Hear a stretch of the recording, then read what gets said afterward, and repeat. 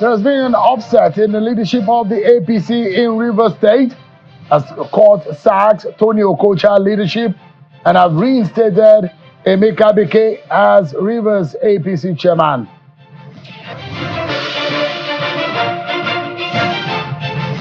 And tonight we hear from the Nigerian police force over the alleged raid on NLC headquarters in Abuja over an operation said to be linked to an End Bad Governance protest. NLC says they're not satisfied with police explanation. But tonight, the police will be telling us why and what really happened.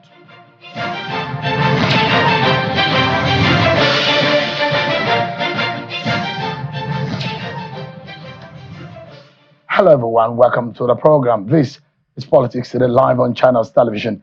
I'm Sean Wakimaloye in Abuja. It's one of those days that so much will be happening, and if you're not careful, you will miss out if you're not able to catch up quickly. So sit with me, everyone. So much to tell you today, and we're bringing you some of your hottest political stories in the land today. And of course, we'll take you to Rivers State and give you an understanding what is being an upset in the leadership of the APC in Rivers State. Of course, you do know it does look like a former governor, Rotimi Amechi, and a former minister for transport has been sidelined and maybe caged in the political cage of Rivers State and what has happened over the last few months. But today, judgment coming out of the court, what has it changed? Will anything be different in the affairs of the APC in Rivers State? We'll be understanding that tonight. And of course, the police will be telling us what really happened.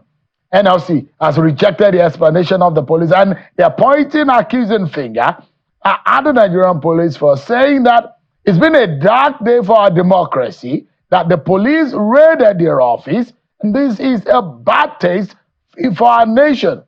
But the police say that story of the NLC is not true. Okay, so what side should we believe? Tonight, we get to hear from the police what truly happened. Before I take you through all of this, right, it looks like an interesting conversation. Yes, I promise it's going to be an interesting one. But sit tight, everyone. Let's check some of your political stories.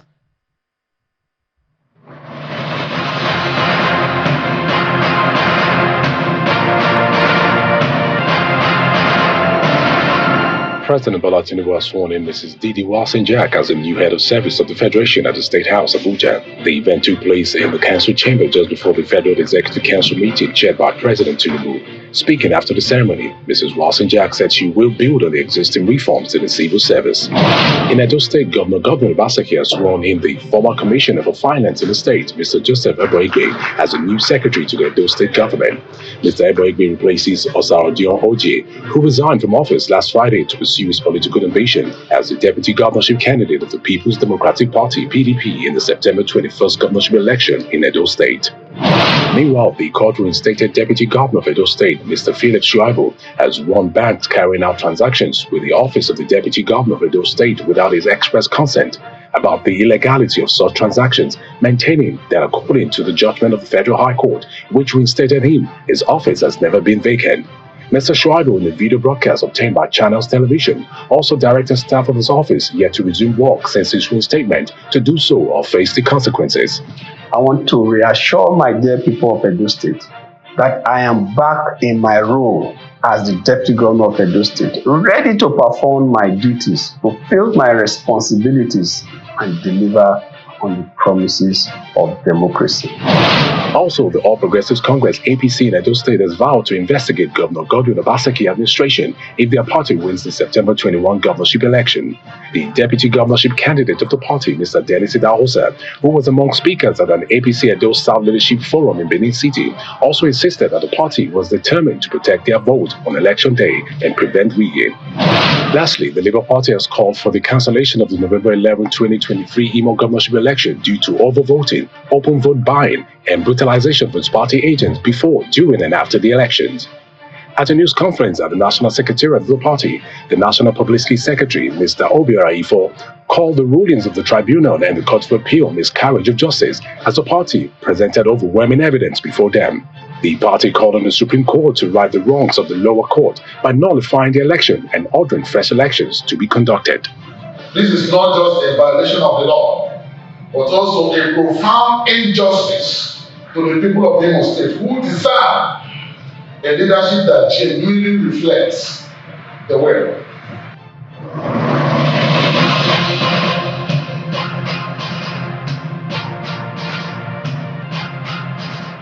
Thank you so much indeed, everyone, for staying with us.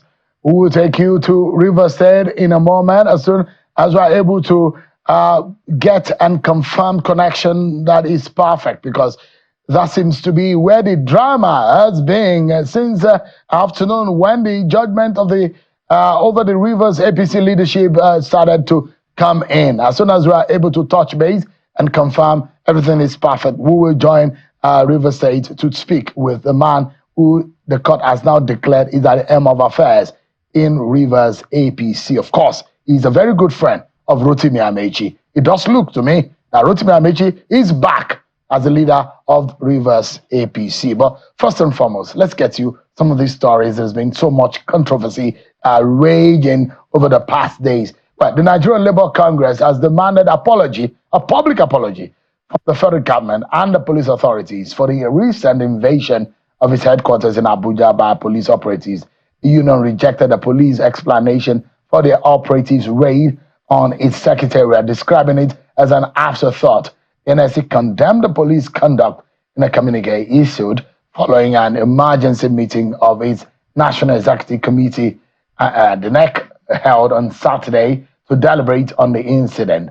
Well, this is what the police had said in that communique, which was released. And of course, let me read a portion of it, damning in a sense that they've raised a very big question as to the role of the security agencies vis-a-vis our democracy. The police, the NLC had said, the invading troop claimed that they were looking for seditious materials used for the End Bad Governance protest. The Nigerian Labour Congress condemns in its entirety the new law in security operations in Nigeria. The armed security operatives showed no legal document permitting them to invade the premises of the Nigerian Labour Congress in the ungodly hours of the night. Even in the dark days of military rule, NLC secretariats were never invaded and ransacked by security agents. Today is indeed a very sad day for our democracy. That's in part the statement coming from the NLC. Now, let's get some insight. I mean, you hear from both sides, isn't it? And that's what brings balanced reporting. The NLC has made this allegation. What is the police saying? I'm being joined by the first public relations officer, Muyiwa Adejobi, who joins us live here in our Abuja. So thank you so much, Muyiwa, for joining us tonight. Good evening. How are you? Good evening, Nigerians. What was the police doing at an ungodly hour at the NLC headquarters in Abuja? In the security business, we don't have any ungodly hour. I don't know the meaning of ungodly hour in this context. That means in the wee hours of the day and the late in the night. Why did the police have to raid NLC headquarters at night? Well, let's clarify certain issues. Misuse of words is the greatest cause of error. The NLC as a body, as a property called NLC, that is Labour House.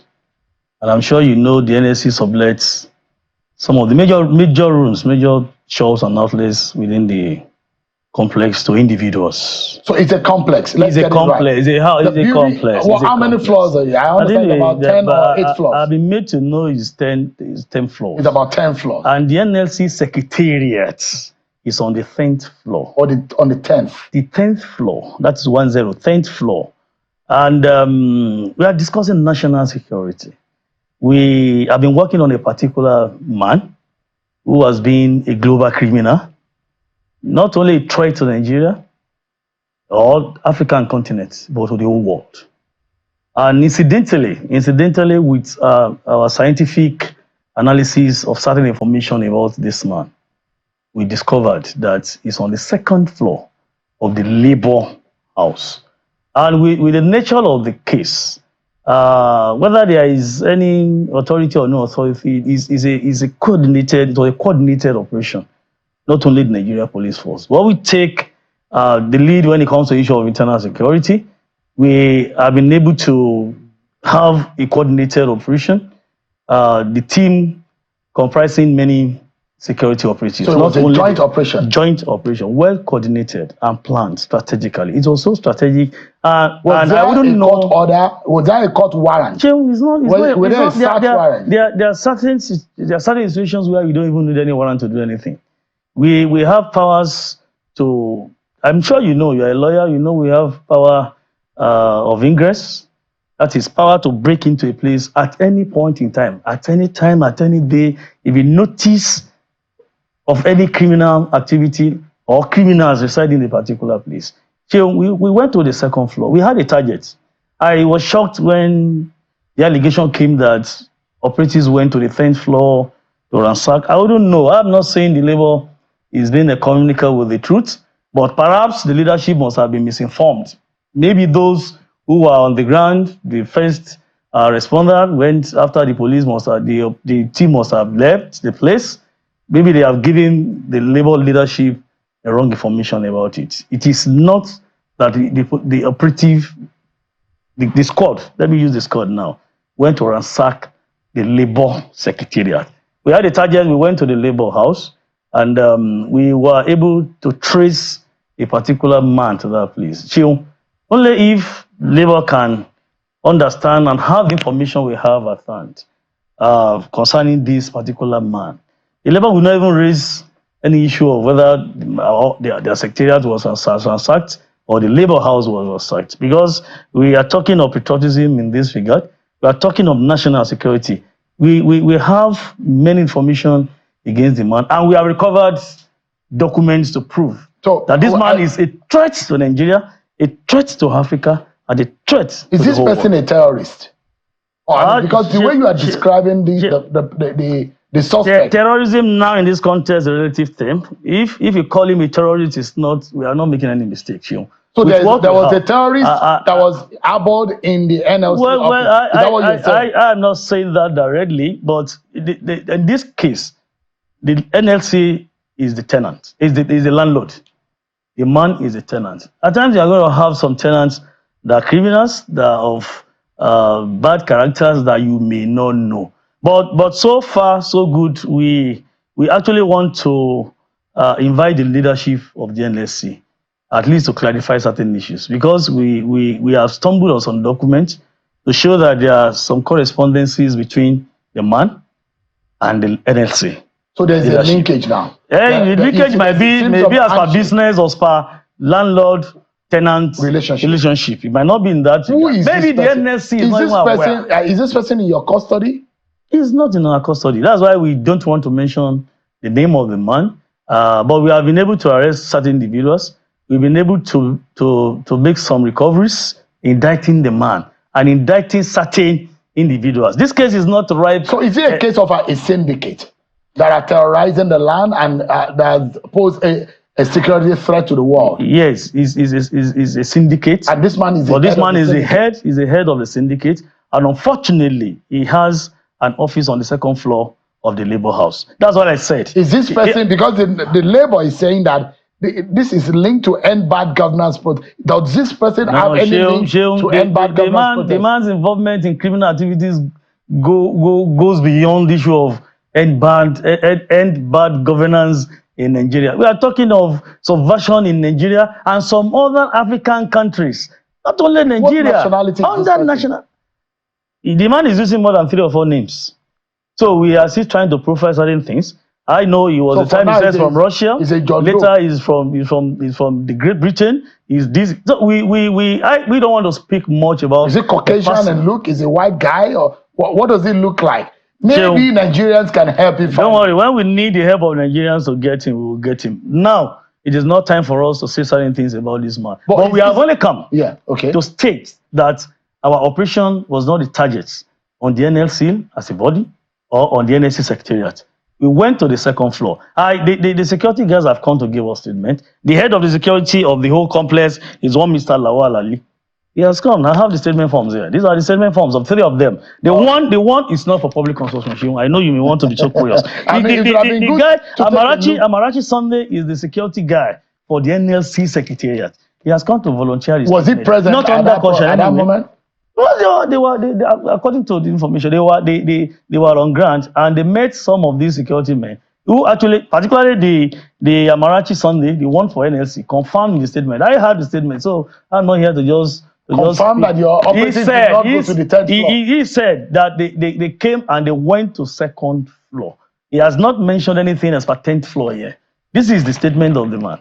Is there anything that you have found out that is incriminating any NLC official? Chill, just told you, we are embarking on a forensic investigation. We have some document, like I said. This is a letter from the office, NLC secretariat, to these suspects on certain things. And like I said, we are not here to indict the NLC as a body. We are only trying to call NLC to invite them to come and support us in this cause. I mean, we need to work together to clear certain things. Did your men subject themselves to an independent search before going into, because there are situations where people suspect that there are planted evidence when there is a search. Was your search transparent enough for the NLC to believe what the police is putting forward? The NLC is not a suspect here. By the time we get the man, and those we have that have confessed to us, we are not chasing any shadow here. We had a target, we went for our target, we have made recoveries, and we are still going to get the man. Whatever is going to take us, we are going to. You can only run. You cannot hide when it comes to issues like this. We are talking of national. Is the person on Nigerian soil or outside of Nigeria at the moment? All I know is that we must get him by all means. Whatever is going to cost us. Is he on Nigerian soil? Whatever is going to take because us. When you say there is a terrorist on the loose, Nigerians need to be aware whether or not he's on Nigerian soil. This man travels out of this country within 2 months. I think he made trips of more than 13 or 14 trips to some nations, to some countries. So he's somebody we are placed under surveillance for a very long time, and we went for our target. So that's just my job here is to tell engineers, to tell the whole world that contrary to what the NLC is saying, we are not indicting the NLC, but we have certain information that we wouldn't want NLC to come close to us. Let us investigate this man. Let us get to the root of this matter. Let us forget about he went to our secretariats, he went to do this. We have powers to bust anywhere we want to bust. Once we know that criminals are hiding here or there are certain criminal items in a particular place, the powers are there for us. And we didn't do it alone. Police operatives were not there alone. It was a joint operation and well coordinated. So we are inviting the leadership of NLC to even come forward. By the time they know what we have, the information we have at hand, NLC will not indict the police again. They will not indict the government. They will rather come here to say, Nigerians, the whole world, we are looking for Mr. So, and so, with what we have on ground. So, a big lesson here. Although I like to correct the notion that the police can bust anywhere in Nigeria, that's not exactly the right picture of the law. If you have a strong suspicious information enough to bust. So Nigerians will not think that anytime the policeman puts his shoes against any door, he can bring it down. So that There won't be fears that the police is. Jeun, you are a lawyer, you're a journalist. But here in this context, you're a journalist. Don't let us bring the issue of lawyers and police to this. We can speak about the law and what the law says. You are speaking about the law.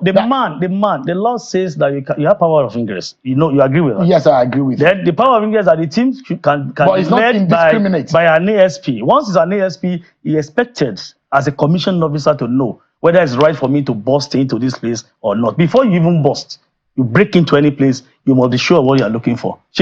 We went for our target, we broke into that place, we got that place, and we have gotten what we want. Unfortunately, you didn't get your target. The target doesn't stay there, it's a shop. It's not a residential place. So it's a shop. Well, what we need... It's intentional that you went there at that time of the night. So it's not to get the man, but to recover certain things. These items recovered are so useful to us. We are working on them, and we are going to somewhere.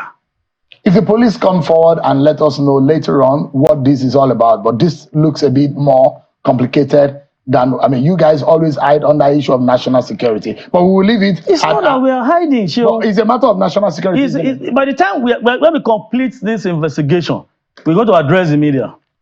Then you understand why I'm still trying to be economical with the truth concerning this matter now.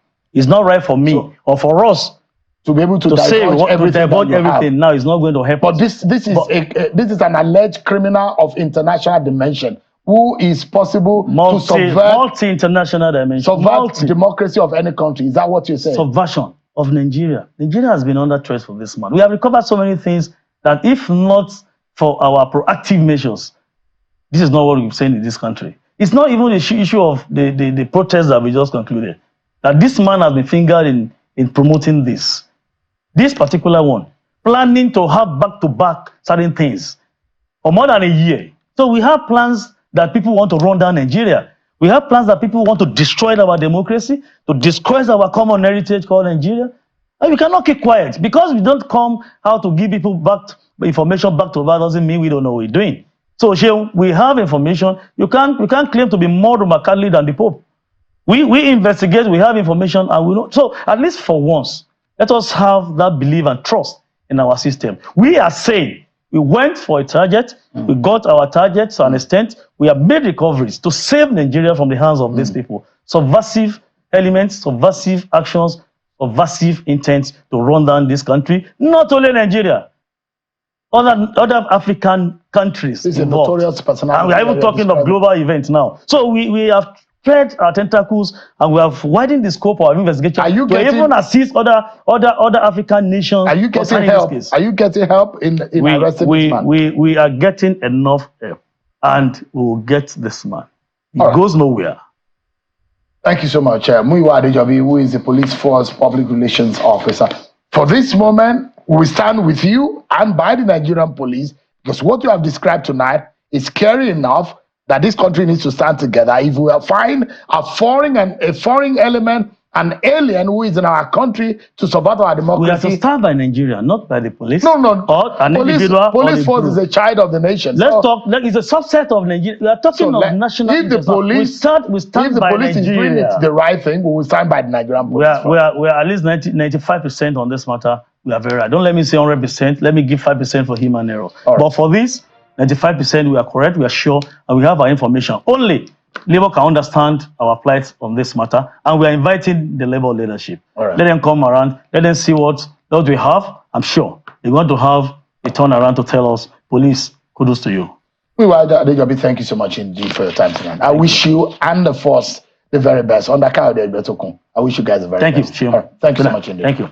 Let me take you to Rivers State, everyone. Some interesting developments in the politics there and some decision made by the court today. They said I called sacked the caretaker committee chairman, Mr. Tony Okocha.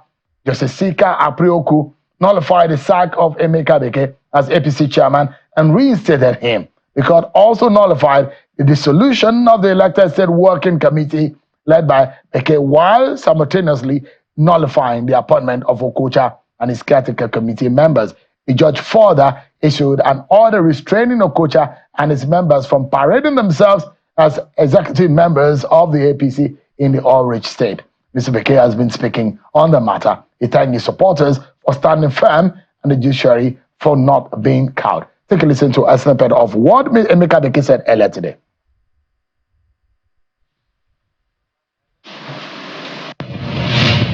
We've never committed any crime whatsoever.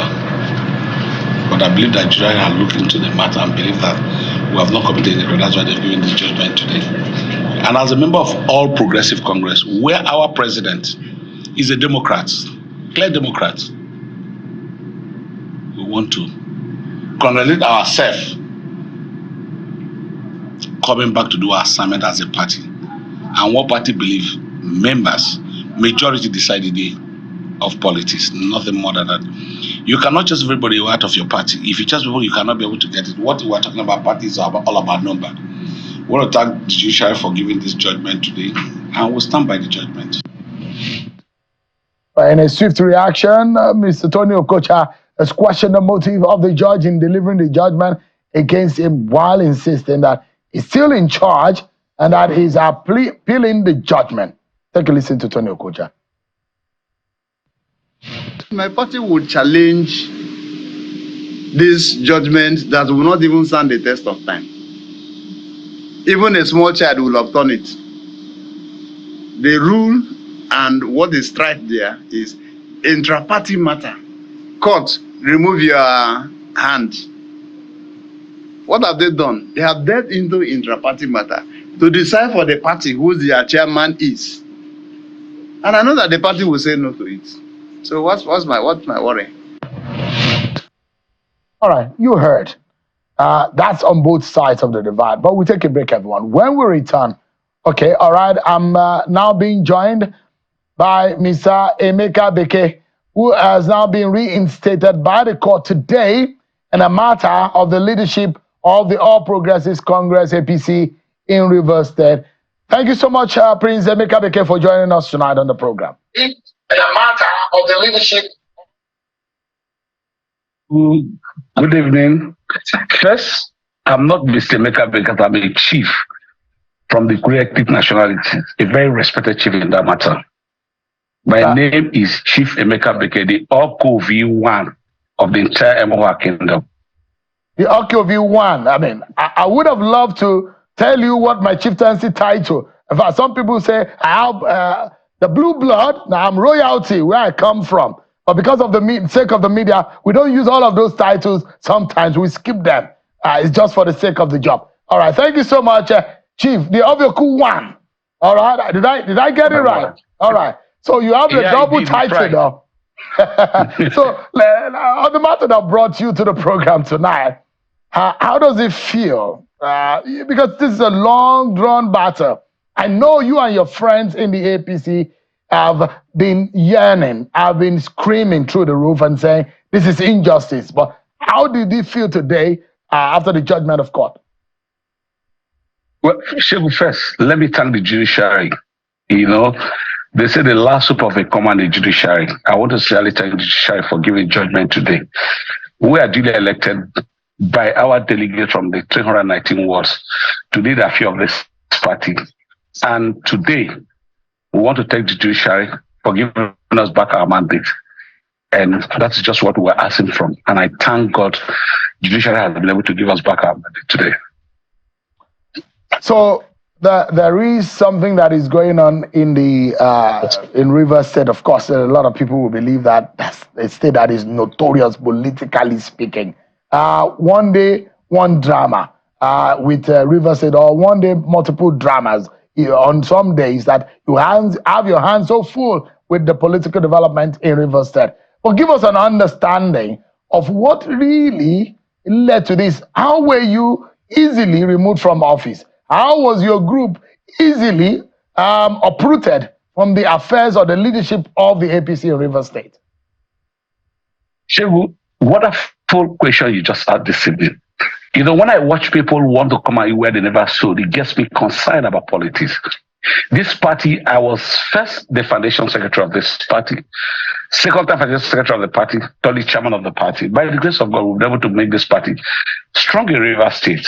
And, you know, sometimes people just see an assumption. But I want to tell you clearly, I'm a member of APC. I'm a founding member of this party. And I still remember, till today, I still remain as the chairman of this party in this state. You know, sometimes people just go back, carry different sort of rumor and all that. First, if you err as a chairman of a party, you need to You need to face a panel. Opportunity was never given to me, and some certain people sitting in Abuja and just decide they want to remove me as my ESCO. That's tell you what happened. Nothing. There was no quarrel. And I want to say clearly, go to Arise TV. When I see people talk about you never work for the party, and after the election, I made a clear interview to the state and to Nigerians that APC is the strongest party in Rivers State. Anybody who wants to challenge that challenge, go to INEC and check. PDP never won election in Rivers State. But by wherever, I leave that for God. When APC you say is the party, not a party.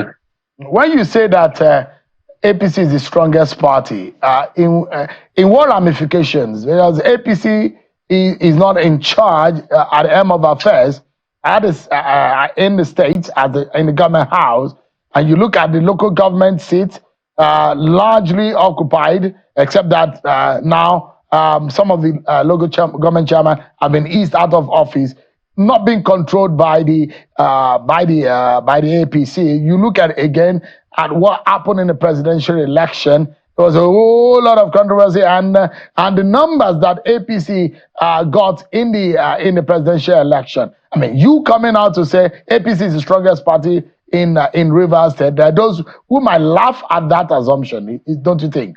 Well, Shebu, you know, we live in this country. We don't live outside this country. Everybody knows what happened in the election in Rivers State. If you don't know it, probably you're not a journalist in this country. Everyone knows what played out, the drama that played out in Rivers State. But I can tell you clearly, it's not going to happen again. That's the end of it politically. End of it. Enough is enough in this state. Nobody believes this state belongs to him.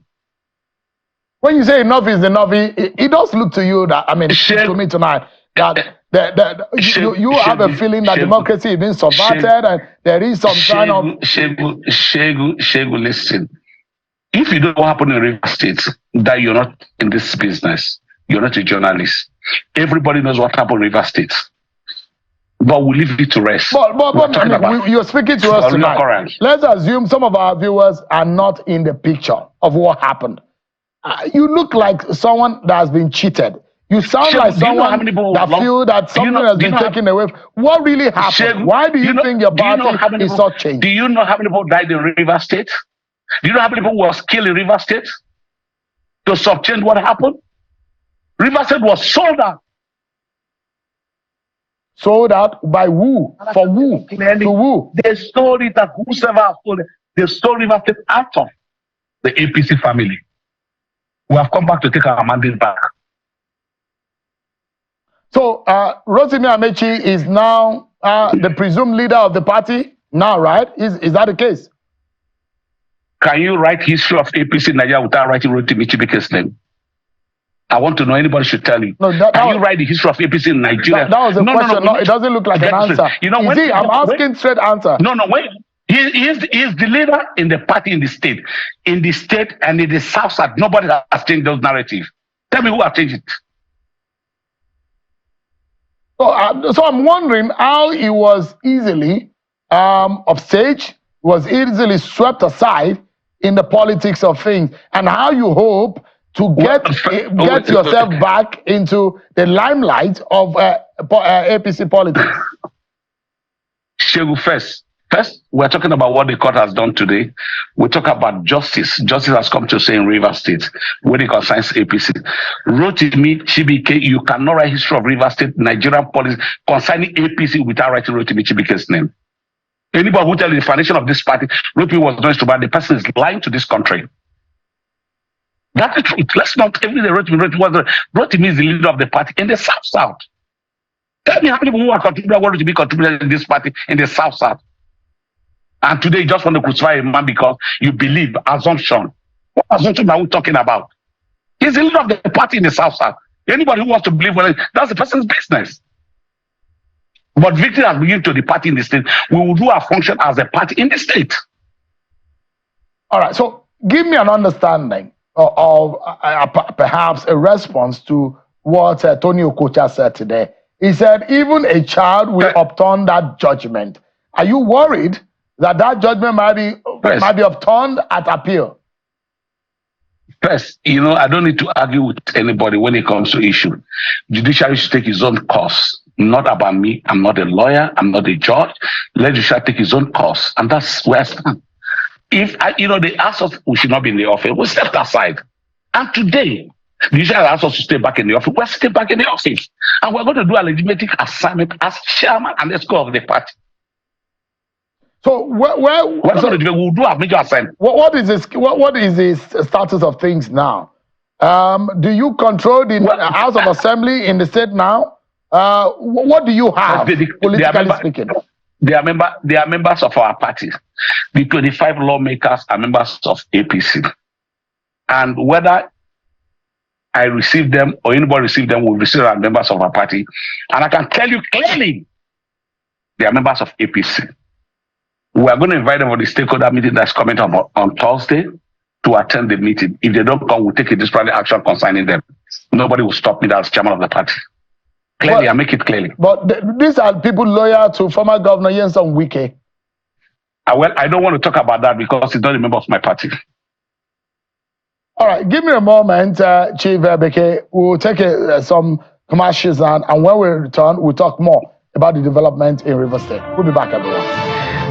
We've been talking about the situation in Rivers State, especially the politics of the All Progressives Congress, APC, after today's judgment by the court, which restates Emeka Beke to remove Tony Okocha as a chairman of the party. Of course, Tony Okocha has been acting as a chairman of the caretaker committee of the party in the state.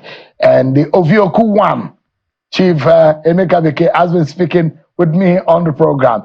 You're going to pay for stressing me to pronounce your title. But anyways, there are those who believe that for peace to come into Rivers State, there must be some truce. There must be some peacemaking mechanism. Now that you have come back into the office, and it is assumed that a lot of the key players are within your party, are you able to be a midwife of a possible truce, politically speaking? First, I'm going to get across to all the stakeholders of the party, those who have left the party, who are back to the party. We need to chat to everybody. The most important, we need to be part. The most important about a political party, you need to get the people to be with you.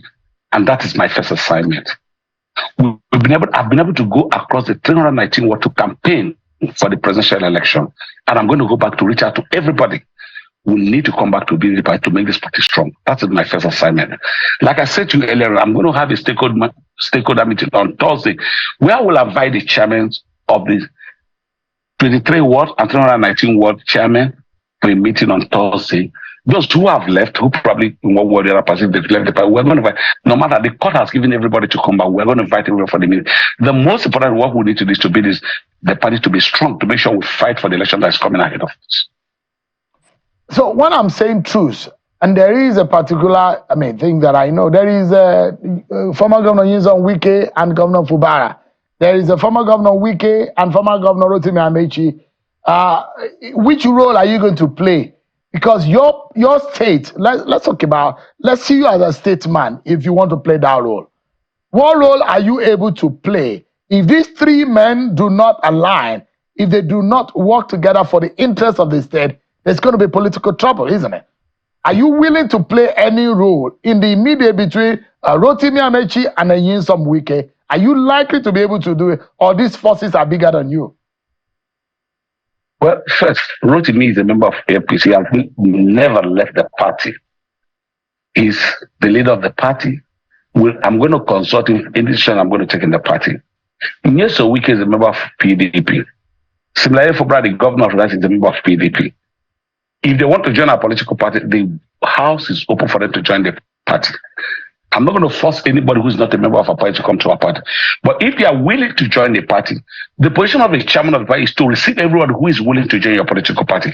And my hands are wide open to receive all of them, anybody who wants to come to the party. But Amechi has never left APC. He has never said that I am leaving APC to another political party. Amechi still remains member of APC, still remains as a leader of the party in the South. Are you willing to meet with the president and the national chairman of the party, Abdullah Ganduje? Are you doing that anytime soon? Why not? Yes, I will do. My lawyers tomorrow. My lawyers are going to serve the legal advisor in the party. I'm going to hit to Abuja to see them to tell them that my mandate has been given to me, and I can tell you clearly, nobody can take my mandate away. I've told them clearly, you don't have to take my, because I was duly elected by the delegates from the 319 ward as chairman of the party. You can't take my mandate away. I worked for it. I campaigned to get my mandate. Nobody will take that from me. And what court has done today is to tell them like, you do not have right to take a mandate given to a chairman of the party by his people. And I'm going to meet my national chairman. I'll meet the South Zonal chairman. I'm going to meet everybody, the leaders of the party across the zone. Look, mandate has been given. We need to be the party to be strong. Right now, we need to make APC to be strong. You know what is happening in Nigeria. We need to make the party strong, please. Are you going to meet the minister representing Rivers State in the President Tinubu cabinet? First, he's not a member of our party. I've said it clearly. He's not a member of it. But your party runs the affairs of the nation. President Tinubu is the president and the candidate of your party at the election. And I assume that you worked for him, except if you say you did not work for him. So if that is the case, the person that has the name representing the tag, representing Rivers State in the cabinet, don't you think that the person also you need to work with the person for the interest of Rivers State? Is it possible? Yes, the Honorable Minister for FCT, Beke, is still a member of the PDP. What the president is doing a unity government in the country. I believe that the party in Rivers State, the governor, will do unity government in Rivers State. That's what you want Governor Fubara to do. Somebody who's not a member of my party. Yes, he has to be a unity government because the president is a unity government. He doesn't need to beat people. He has to think people who are in the APC. Give them here. I'm not worried about that. But I'm not going to meet anybody who is not a member of my party. That's anti-party activity. The Ovioku one. I don't know of where. Where is your title linked to? Emoha. Oh, yeah, I've been there before. Yes. Yeah, but by the time you hear that I assume the throne of my forefathers, if you visit me, do you know what you do when you come to my palace? You have to prostrate. As much as you are a chief, title chief. As Okovi, when he meet a man who speaks and ends there, nobody talks about it. When I come in there, I talk, and that's the end of it. I'm not going to prostrate to you. All right, Chief Emeka Beke. That was just on the light today. Thank you so much, Inid. And I wish you the very best in the coming days. Thank you so much. All the best. Thank you very much. Thank you. Bye-bye. Bye-bye. All right, then. Let's move the conversation forward and talk about the interest of Rivers State. I'm being joined by a concerned Rivers citizen and a rights activist, Jack Pele. He's the chair of TAF, the Abino Foundation. Thank you so much indeed for joining us tonight. Thank you, Phil. Thank you. Indeed, interesting times in the politics of your state. It is. Does this give you some kind of joy, that some kind of resolution, or it bothers your mind the more? I think I would have been happier tonight if Chief Emeka Beke has committed to, working for the peaceful coexistence of everybody above political party and political interest. However, I think what is happening in my state is very worrisome. And when, particularly the three things that happened sequentially today, one was the bombing of Action Political Party Secretariat. The other one is the what you are interviewing Chief Emeka Beke about. And I think there's a third strand, the INEC being told not to transmit the voters register for local government election, which is worrisome. My thinking was anyone who is standing for democracy will not stop that process, and for all of this that are playing out in Rivers State, Shehu is very, very worrisome. And I want to use this opportunity to thank both yourself and your channel for being very patriotic and dedicated in promoting political news around not only the country but globally. So it's worrisome, and I pray that these gladiators who are causing political pain around the state will have a change of heart, and go for the peaceful coexistence of the state, Yeah. There seems to be a tripod here. And they say act of something, but I don't want to say that, use that word here. But the tripod seems to have where we have what could possibly help the politics, the politics of River State to move forward. Not talking about the internal politics or the politicking, but the body politics, which involves the personality citizens and their relationship with the state. And these personalities, their roles are going to be critical in how River State move forward. Nyesom Wike, Minister of FCT, Rotimi Amechi, former governor, and the governor himself, Siminalayi Fubara. Do you see any possibility, or who do you think that can actually sit these three personalities? Well, there will be those who will say, maybe Rotimi Amechi does not have a role to play here, but maybe a Nyesom Wike and a Fubara will have a role to play in sitting at the table and resolving this matter. We understand that President Tinubu had tried to intervene, but it doesn't look like that intervention has yielded a lasting result. But what do you understand your state better? Why this complication? Unfortunately so. And the three people you mentioned are responsible for what is going on. And it would take the three of them having an understanding. I wish that they can broker peace within themselves, because they are the big elephant that is suffocating the poor masses of the state. Hopefully, I think the person that seems to be a little bit in between, is Rotimi Amechi.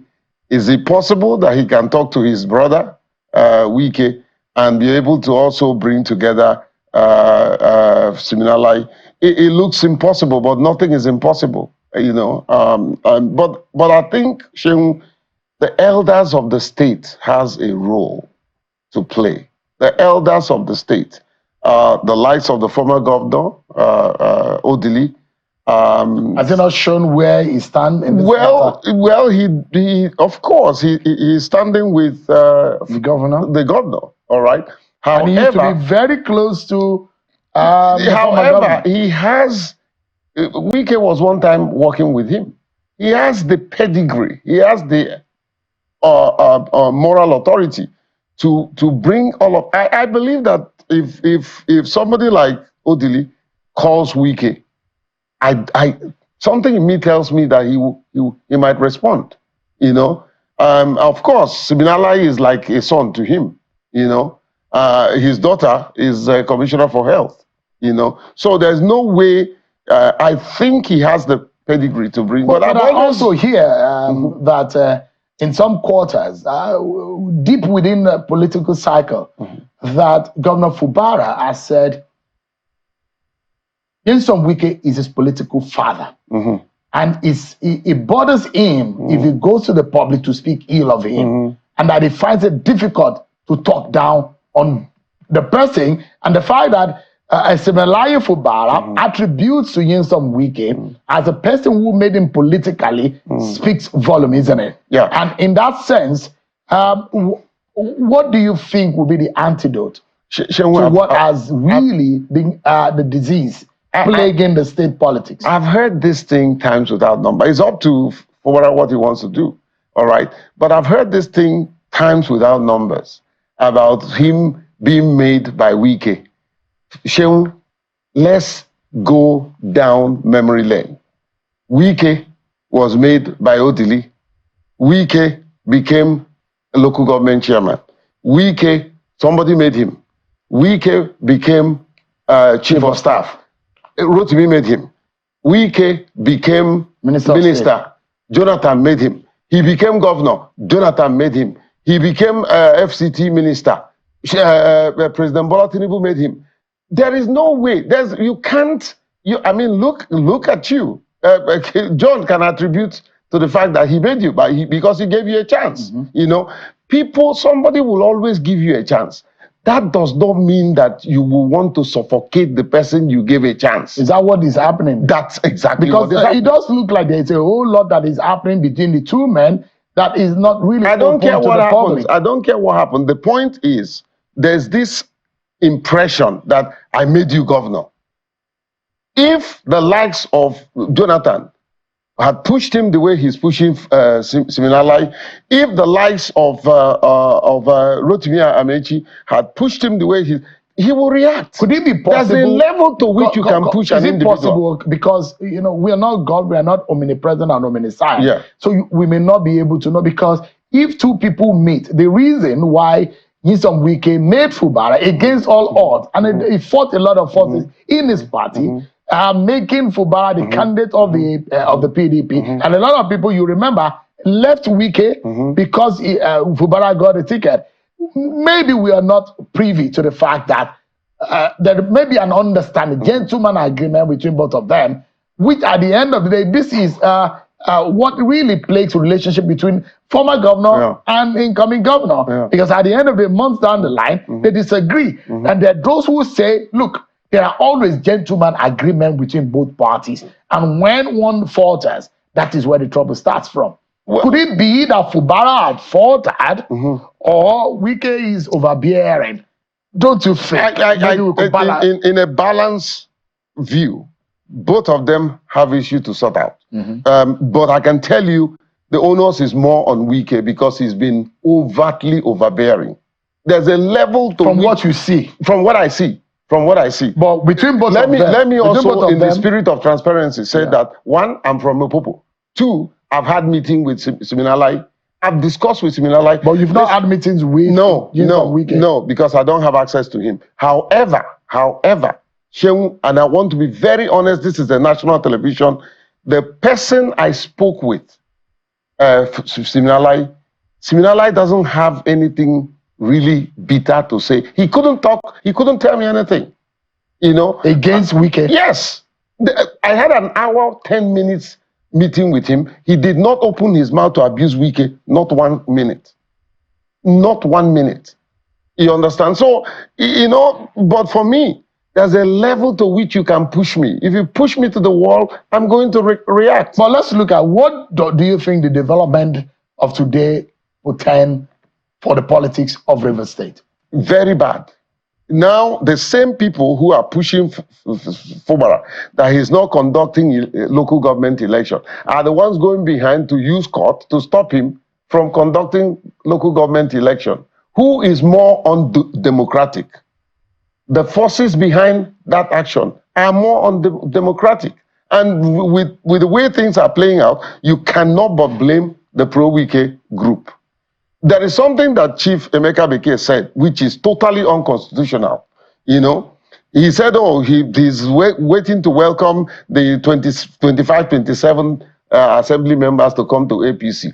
That is totally aberration of the Constitution. You are a lawyer, I'm not a lawyer, but I know a little to know that is unconstitutional because those guys haven't said that they have left APC and PDP, moved to APC. Now, they are also saying they haven't left.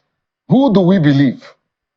Seems to be a very complicated It's a melodrama. Is it possible that it does look like you're staying in the town hall? Where all the elders, because from where I come from, they said elders cannot be in the marketplace and the head of an infant is turned. They will advise the mother who is backing the baby on the right way to put the head of the child. You're the a head of traditionalist.